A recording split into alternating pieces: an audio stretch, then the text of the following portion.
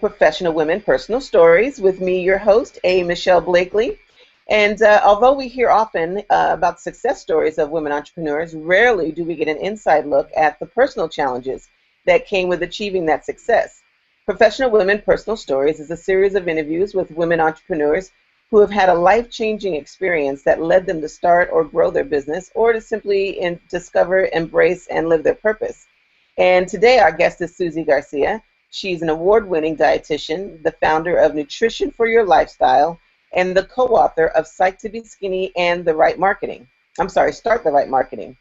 Susie is also a nutrition subject matter expert for the recently launched app HiQ, which is Health IQ, whose mission is to increase the health literacy of the world. Creating a culture of empowered eaters, Susie has appeared on ABC, CBS, and Fox affiliate television stations, and she has filmed over 20 health cooking videos for ehow.com. Welcome, Susie. Hi, thank you. Let's give the listeners some background and context. Sure. So why don't you tell us a little bit about your previous life and how you came to start your business? Okay, so I went to school to be a dietitian. So right out of school, I did the traditional work in a hospital as a clinical dietitian and food service director, and did pharmaceutical sales for about 5 years, which was, I was still in healthcare, but wasn't really acting as a dietitian. And then I did some work at a food manufacturing company, and all the while I was doing all of these jobs, I always wanted to open my own business. So I had the name Nutrition for Your Lifestyle probably 20 years ago, and every now and then I would do a talk or write some articles. So I was still doing other things on the side, but the marriage that I wasn't exactly a really good one, and so it was virtually impossible to really start anything in that situation. I was the main breadwinner, so to speak, so it was really important to keep the job. Sure. Which is not uncommon. No, it isn't. It's not uncommon, yeah. Sometimes, and that's actually one of the reasons why sometimes people are hesitant to start a business, because, a job provides security and the benefits, and, you are taking a little bit of not a little bit, but you are taking somewhat of a risk when you start your own business and have to bear the weight of that security and the benefits yourself. You are right. Self-generating. Yep, exactly. Yeah. So what was were you always in, like I said, the health field, like right out of high school? You were in the health industry?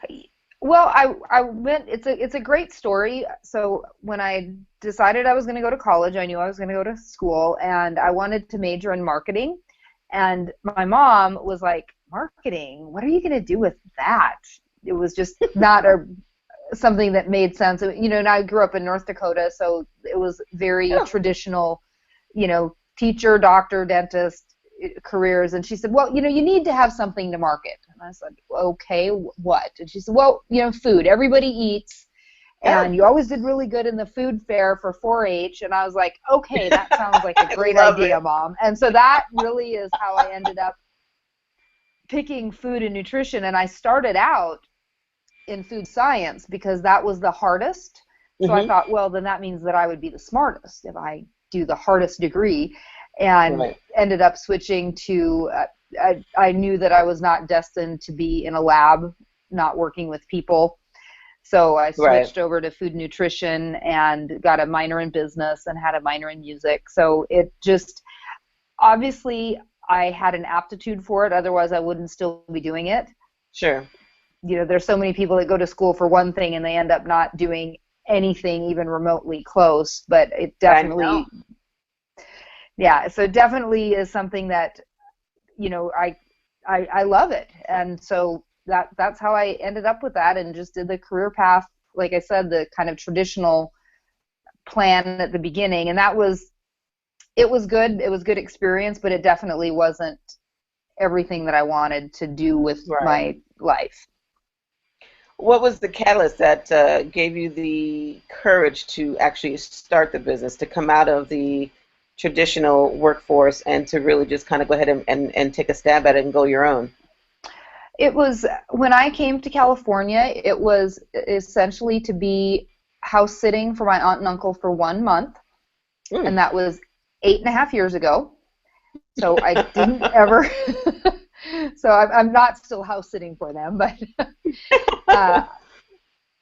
when I had left my first husband, I was staying with my sister in Minneapolis and not really sure what I was going to do next. And my aunt and uncle called and asked me to watch their dog and cat and house for a month. And I just fell in love with really just the Northern California has a beautiful spirit, and just the serendipity is really amazing. And they said, well, if you're starting your life over, you might as well do it here rather than, back in the cold. Right. And so, and I still wasn't sure what I was going to do, because I really wanted to have my own company, but I was also looking at some other options that were not in the clinical dietetic field, but just sort of, like some research and development or hospitality.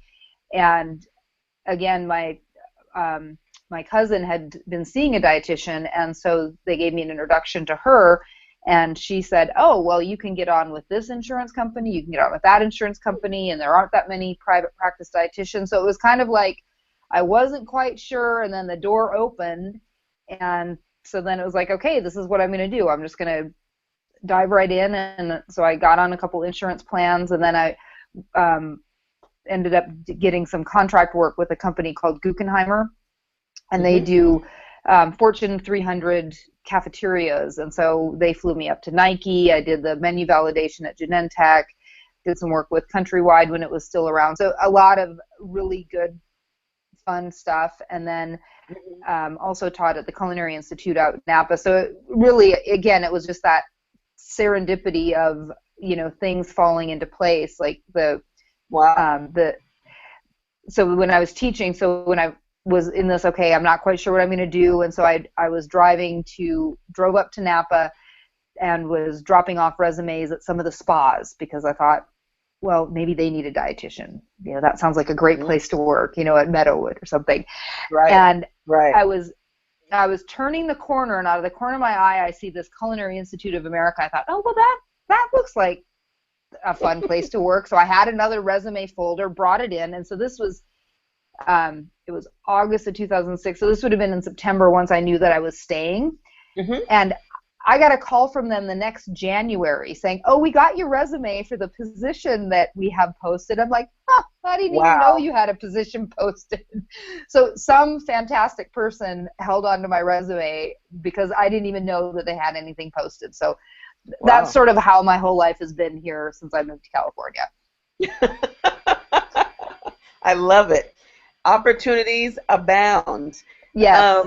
What were some of the challenges that you faced when you first started your business? Well, some of it was just, how did I want to see clients? And the way I'm doing things now is quite a bit different than I was then. But, I started out thinking, well, I'm just going to make house calls because that's going to, be extra service, and, that I don't have to get an office because I was thinking, overhead and lights, just all of that. Right. And so I started out with that being my model. And then I also was, calling on the physicians that were in the medical groups. And one of the doctors, actually, she was referring me quite a few clients. And she was in Oakland, and she said, there's some areas that you probably don't want to go to see some of these people just, as a young single woman. And so then I had to figure out, okay, what am I going to do for office, and found subleasing. And I wasn't familiar with that because I didn't have to be. And a lot of mental health practitioners, psychotherapists, other healers, they do a lot of subleasing. So I was able to find a super affordable monthly rate, and had every Thursday or every Tuesday, I can't remember what it was now. And so I was able to figure out how to do that, but it just how to figure out where I was going to see clients was one of the biggest challenges. And now I still have an office, but I also do the majority of my consults virtually. Oh. Like this. And so virtually, I'm assuming, so you do a lot of social media and a lot of marketing? I do. I'm very active on Facebook. Still trying to, I'm on Twitter, but there's so many tweets, and then a LinkedIn profile, of course, is wonderful. And then I do some Pinterest. Probably will be doing a little bit more just for the recipes and things like that. Mm-hmm. What do you find most helpful about using social media in terms of marketing your business and growing it? So far, my favorite thing has been the groups in Facebook, Mm-hmm. and and also groups on LinkedIn. They're both fun. I find that some of the Facebook groups, the leaders in them are really active, and Mm-hmm. so I'll check them out and see what types of individuals are there. Are they people that I could collaborate with? Are they people that might be potential clients? And rather than right now trying to build up my own group, I'm just being very purposeful about making comments and liking and being active in some of these other larger groups, which 5, 6, 7,000 members. Yeah. Yeah. What skills were you able to bring over from your previous work experience into your business where you found it to be most helpful or practical? There are a few. Probably one of the skills that I learned as the director of research and development for this food manufacturing company, we developed recipes, we developed menus, we did meal planning, and the owner of that company was a genius at meal planning. And so, I knew how to do it, but she taught me some techniques that not only I've always used in my personal life, but they're Mm-hmm. things that I, can teach to my clients that set me apart from some of the other, nutrition and health coaches. And, also just my technical and computer skills. I've always kept them up. I'm the tech friend. When the person doesn't know how to set up their phone, or can you get the pictures off of this for me? Like, I'm that person. That's You're funny. probably that person too. I am actually. Yeah. What tough decisions have you had to make recently within your business, or personal, if you want to share? Business-wise, I left a networking group that I'd been in for 2 years, and so that was Physical or virtual? physical. And it was a tough decision because I'm a very social person, and I love to go out, and I love to meet people, and I love to hang out with people, and so and I love connecting people. For me, part of being a good networker or referral source is that you can ask me for, do you know somebody that does this? And I probably know 3 or 4 of them. And or meeting someone and saying, oh gosh, you really need to meet this person. And I gravitate towards those types of people as well. But this particular group, I had helped start one of the chapters, and I'd been going for 2 years, and I'd hired people, I'd referred people, and I wasn't getting that reciprocal relationship that I was hoping for. And I think after that amount of time, sometimes it's an issue, in referral groups, is people have to know, like, and trust you, and they have to understand what you do. And right. After 2 years and being in a leadership role in that particular group, I just finally was like, yeah, okay, I'm done with that. And I'm still very consciously evaluating all of the groups that I'm in, and it's kind of hard because, especially if you really like the person that started the group or the people that you're with, it's it's not a personal decision, it's a business decision, but then it sometimes feels personal. It feels personal. What's your hardest ongoing task? Oh gosh. Hardest as in I don't want to do it kind of thing, or just technically hard? We'll take one of each. Okay. So I think ongoing that I don't do as well as I should is probably really, really fast follow-up. I'm very good at follow-up, but it's not always as fast as I wish it would be. And so that's just getting it my goal is within 24 hours. It would be great if it's within, 2, and sometimes it is and sometimes it isn't. And probably technical is just managing my list. Mm-hmm. And I do some work with a VA, and I have another gal that I think I'm going to bring on. I have a folder of names of people. Yes, sign me up for your email newsletter, and they are not in my email list thing. So it's not really that technical because it's easy, but it's that time-consuming thing that is probably better for me to pay somebody else. Yeah. Mhm. Mhm. Don't you find it interesting? You mentioned just a few seconds ago in your first answer that you don't respond as quickly as you'd like. And it's funny because, I remember, I won't tell you how old I am, way back when, you'd leave a voicemail for somebody, or, you'd leave a message for someone, and it's perfectly fine for them not to, get back to you within a day or two because, life is life. But with technology now, everything has to be, instant. If, we want a response immediately. If somebody takes a day to get back to us, like, what took you so long? But at the same time, we're not conscious of the fact that, people have lives, and, there's other things that go on and transpire throughout our day that don't necessarily allow us to respond as quickly as we'd like. So it's almost like a catch-22. The reality is, there's, and how accessible do we want to be to people? Because, if we allow ourselves to be that accessible, you give up, to me, I think, a sense of your privacy. You know what I mean? And sometimes not only do we need, a certain level of privacy, but we also need to, have enough time to step back and allow ourselves to focus on whatever the task happens to be, at hand, fully, as opposed to, well, I need to respond to this person, but I got to finish this project, and I've got this deadline, and the phone's ringing. Sometimes I think our expectations are, bittersweet, so to speak. We need to have some boundaries, but then at the same time, we want to, like you said, you want to respond to people in an appropriate amount of time. But I think nowadays that appropriate amount of time is sometimes unrealistic. Yeah, I completely agree.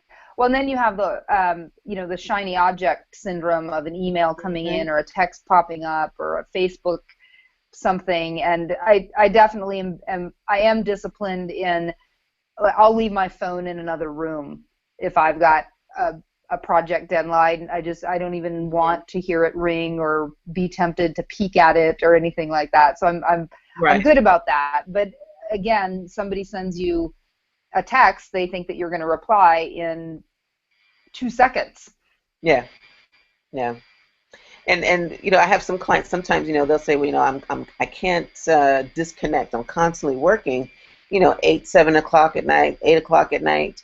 But I'm like, well, if you stop responding to people after hours, they'll stop thinking they can reach you after hours.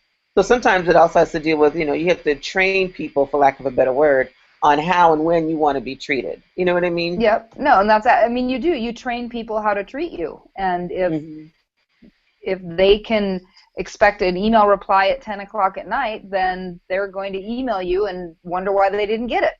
Yeah. Absolutely. What new trends are you seeing in the health industry, the health and fitness industry? What new trends are coming around? Organic, sustainable, all of that has been up and coming, but I see it reaching more, permeating the rest of the country. So I grew up in North Dakota, and so I can kind of tell when things are finally catching on, when they're getting there. So I was home this summer. That's your benchmarking gauge. If it's reached Minnesota, it's coming around. Yeah. So if I and my sister lives in Minnesota, and I'll talk about something, and just, oh, hey, I saw that food at the grocery store. I'm like, okay, it's getting there. It's getting there.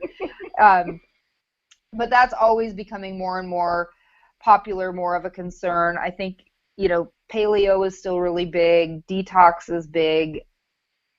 I'm not saying that I'm a fan of either one of those. Those are just the trends.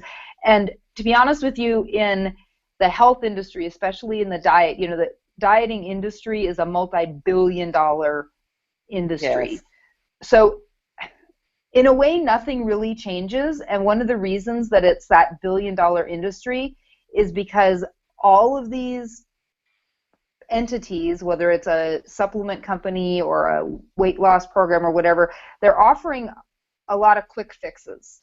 Yes. And so what happens is somebody will try this quick fix this year, and then they won't be able to stick with it because it's too hard or too strenuous or too expensive. And then they'll try the next quick fix the next year, and then they'll buy some other book. So in a way, when it comes to weight loss, it's almost just a circle of all of the same trends showing up again with different names. And, until people make a decision to just say, I'm going to do this the smart way and not expect these super fast results. And that's how I work with people, is just really practical steps. And no, the people don't lose 30 pounds in a month, because if they did, they're just going to gain it right back again anyway. Right. So, right. It's a trend, but it's, kind of a continuing circuitous mess of the diet industry.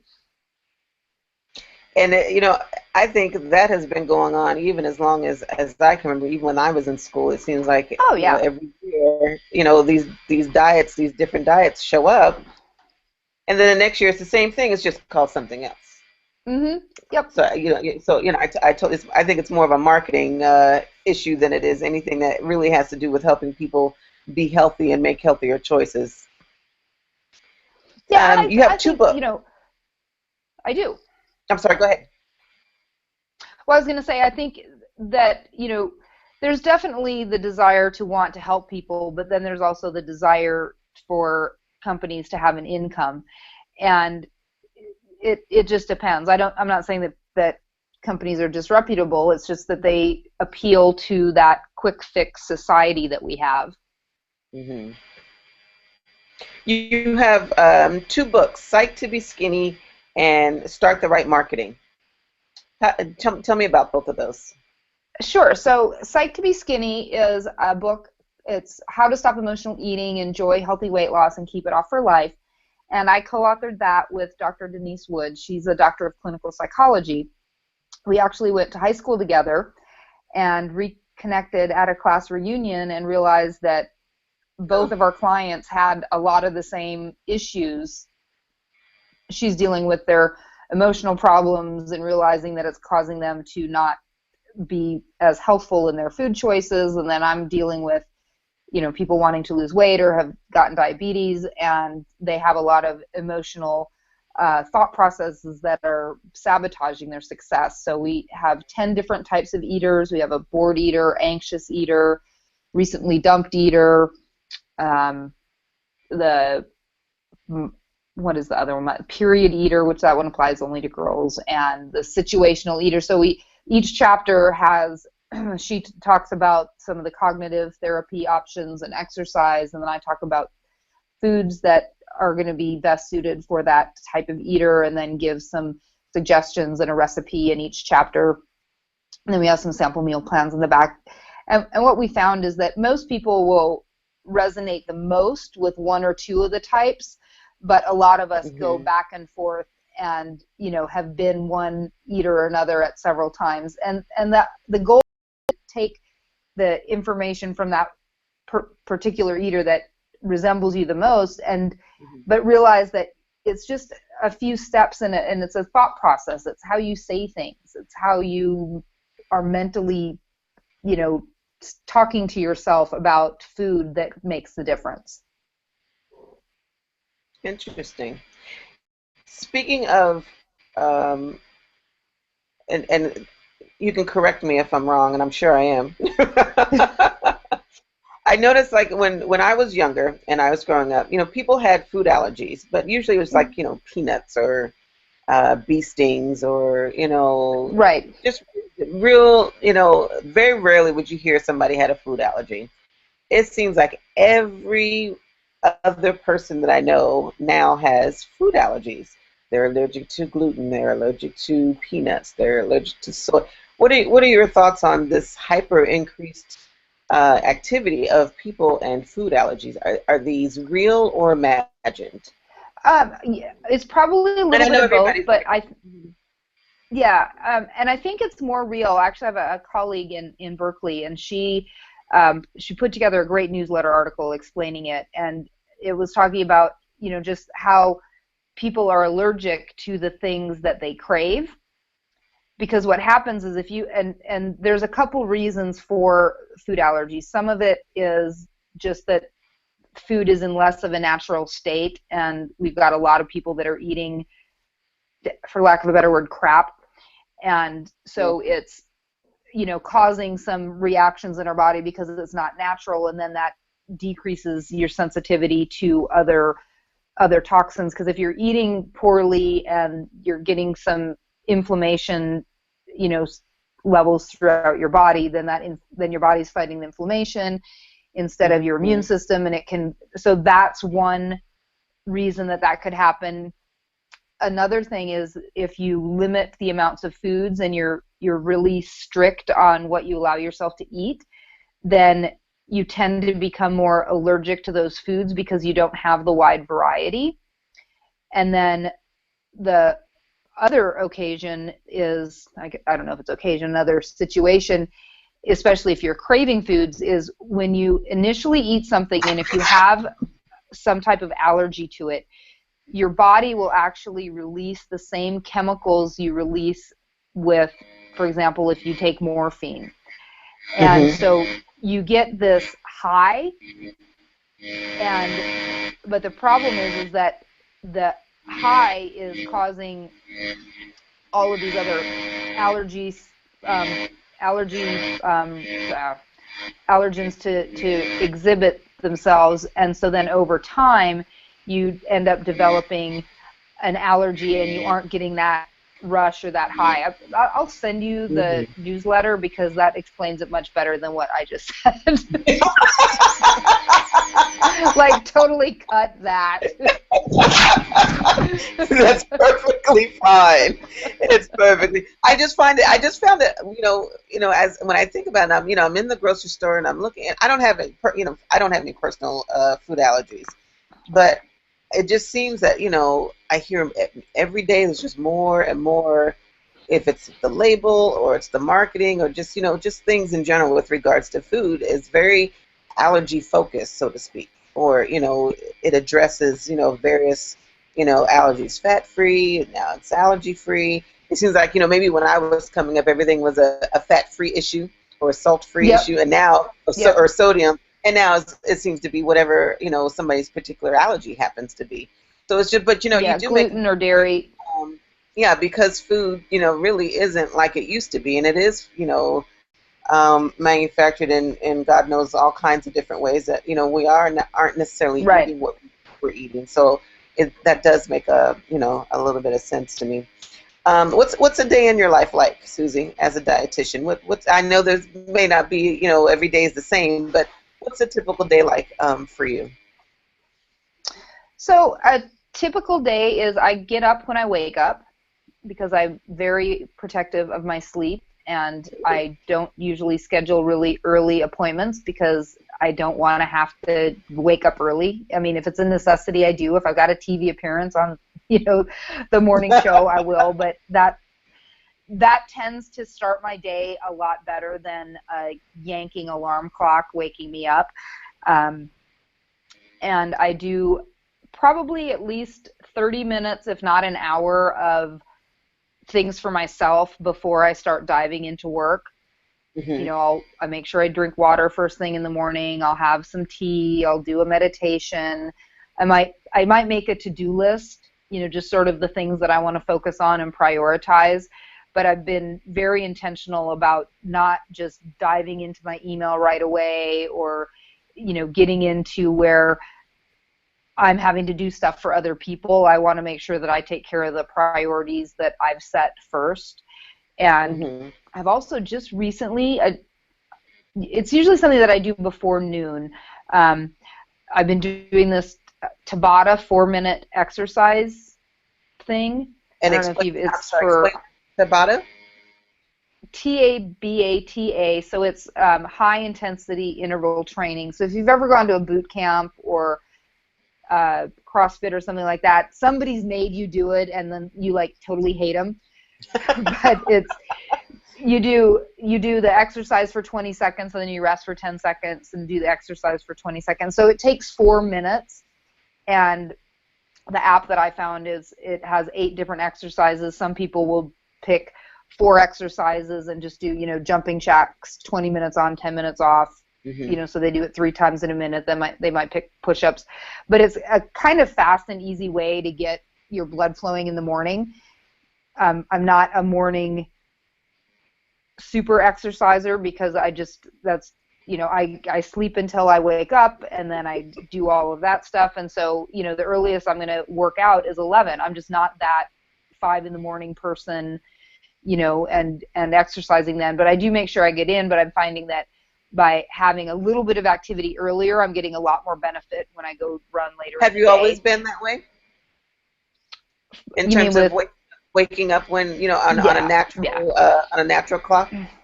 Well, I used to make myself get up with the alarm clock, trying to, be that, 6 in the morning, or, especially when I had a job and I had to be somewhere. Right. But I would say the last 2 or 3 years, I've really just relied on being able to make sure I get my 7 or 8 hours of sleep and just wake up. And I have to tell you, the days that I have to set the alarm, it doesn't start out as good. It's not that it's bad, but it's just not as relaxing. So for me, it's making sure that I don't have something scheduled that's urgent in the morning, or if I do have something, that I make sure I go to bed a lot earlier so that I don't have to rely on that alarm as much. And then I do, computer work or see clients. I do schedule my exercise. I think that's part of my job. If I'm telling people that they need to do it, I should do it as well. And it depends on the week. I've got a class. Example. Yes, I've got an exercise class that I love. I like to run. It may be a walk.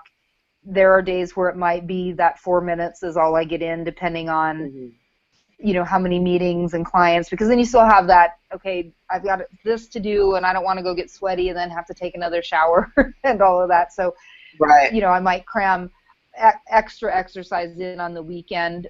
And then I cook dinner most every evening for me and my husband, and do, some Facebook stuff. It's a very lovely day most days, because when I see clients, I enjoy the conversations with them. If I'm out networking, I get to visit people. Great days are when I've got speaking engagements booked and I can reach more people. So it's, you're right, it's not the same every single day, but that's okay. It's very similar. You mentioned your husband. So this is your second husband, is that correct? Yes, I did a much better job. I was going to say, how supportive is he of your business? What are some of the differences between the first one and the second one in terms of being supportive of your entrepreneurial activities?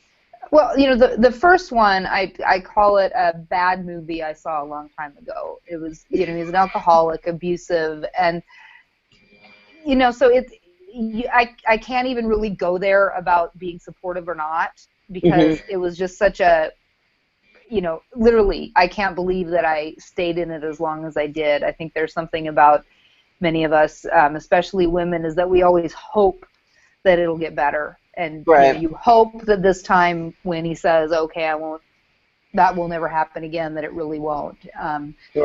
So that isn't, I don't even know if that's a consideration. Like, I don't even think about it.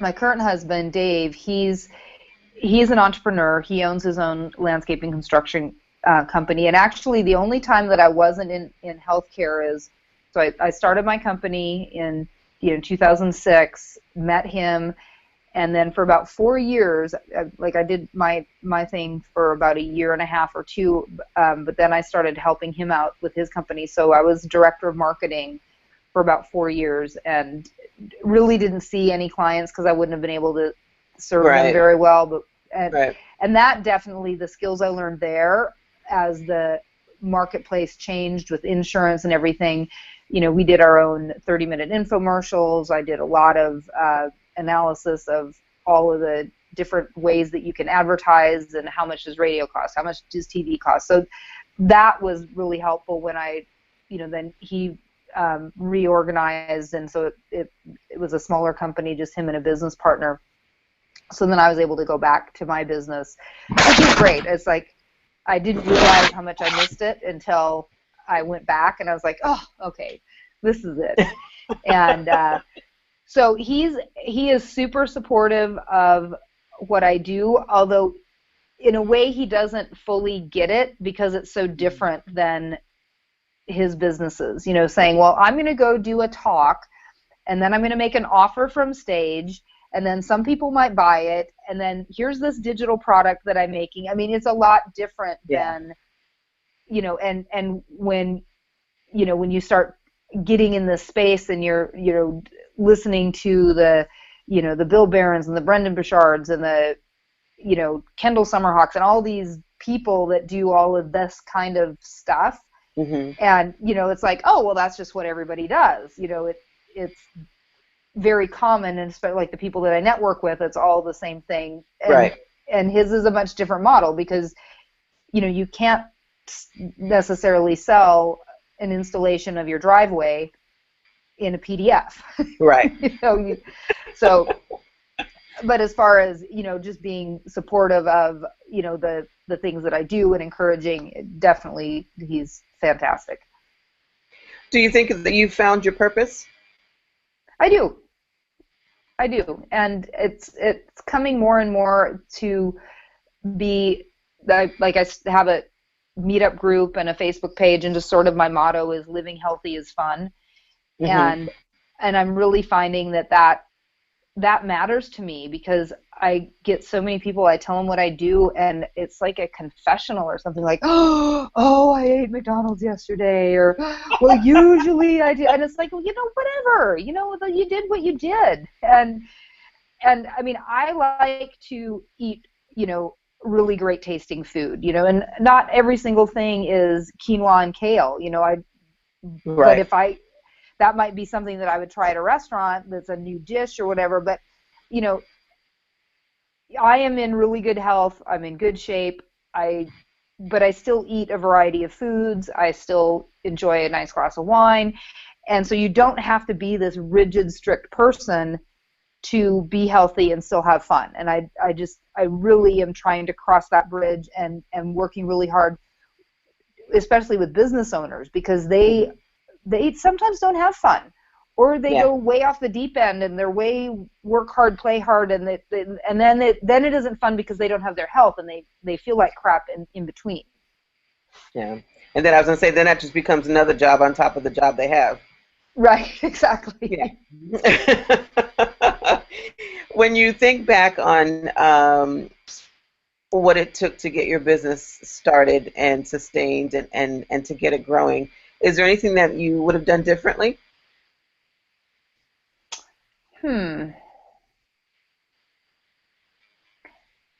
There's a few bumps along the way. I think because I started and then put it on hold, working with my husband, and then started again. On the restart, I probably would have done the rebranding that I did last year to the Susie Garcia rather than promoting my company. I probably would have done that right away instead of waiting a year, because I think it would have gotten me that much further. And you did a lot of, or I should say you do, you have a lot of TV exposure. Were there any specific steps that you took to get that exposure, or was it by way of, just your name getting out there, so to speak, for lack of a better word? Well, a lot of my appearances, initially here, I was connected with a PR agency in LA, and they had Got Milk and Fresh and Easy were their clients, and so they would hire me to go do those PR segments. So that was how I got most of my exposure, here in California, and I also was in, go to Bakersfield or Vegas, and then now I'm just doing my own releases, but because I have all of those appearances, then I have that additional experience because I've been on all of those other shows. Perfect.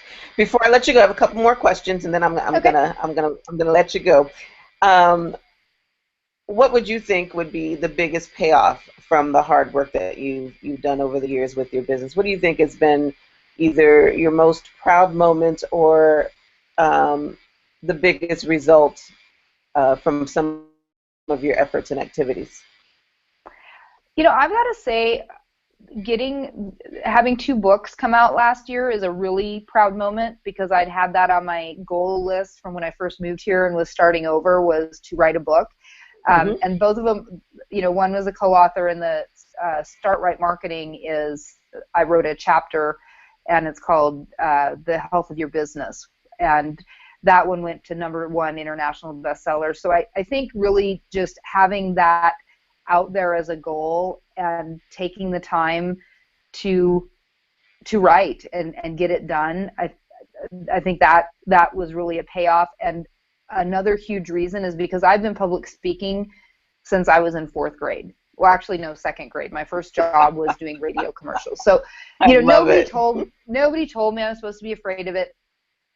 But once that book came out, people say, well, you have to have a book because it's a calling card, and you're like, oh yeah, whatever. But once that book came out and I had the word author with the word speaker, it really, really impacted the way people looked at me more because again, I do a lot of networking, very connected, and there are a lot of people that are working on their book. I'm working on my book, and all of a sudden, look, Susie has her book. And so I think, and definitely validated that it's like, here it is, and I totally forgot to bring one to show you, but it's actually a paperback that you can touch, not perfect, and also in a Kindle. So I think that would probably be the best payoff because it just really, started putting everything even more in place. So the books gave you quite a bit of traction. Yeah, they really did. Did you self-market those books, or did you hire a PR company to do that? So the first one, we did have, we had one PR agent that we hired for a short-term contract, and that helped us get a couple of TV appearances. And again, it was fine. I think we maybe did it, our timing wasn't quite right, so that was definitely a learning experience with book #1.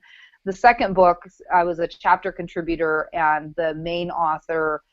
I have to tell you, if you have a chance to do a collaborative book, like you're working on your own and you just can't get it done, I mean, this would be advice to people. If there's a already well-known person that you pay to write a chapter, it's worth the investment, especially if I was one of 12, which is great because then it's not one of 50. I think that's a little bit like, really, 50 people all writing a chapter.